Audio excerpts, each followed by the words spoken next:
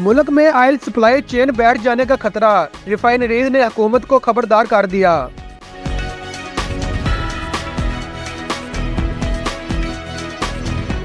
अगर दुरुस्तगी के इकदाम ना किए गए तो मुल्क में ईंधन सप्लाई का सिलसिला बैठ जाएगा। पाकिस्तान की ऑयल रिफाइनरियों ने हुकूमत को साफ अल्फाज में खबरदार कर दिया है, जिनमें पार्को, PRL, NRL, CPL शामिल है। रिफाइनरियों के मुताबिक इस वक्त मुल्क में डीजल का 50 रोज से ज्यादा का वाफर जखीरा मौजूद है। अगर मजीद डीजल दरामद किया गया तो आइंदा आने वाले महीनों में मुल्क के अंदर डीजल सप्लाई का सिलसिला बैठ जाएगा।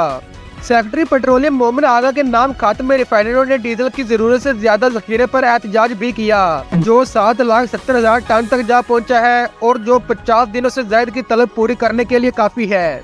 दरियासना ऑयल कंपनीज एडवाइजरी काउंसिल ने भी ओगरा को खत लिखा है, जिसमें डीजल का वाफर होना और OMCs को मजीद डीजल दरामद करने की इजाजत देने से कोई मदद नहीं मिलेगी, बल्कि मुल्क में डीजल फराहमी का सिलसिला बैठ जाएगा और POL मसनूआत की दस्तयाबी का बहरान खड़ा हो जाएगा।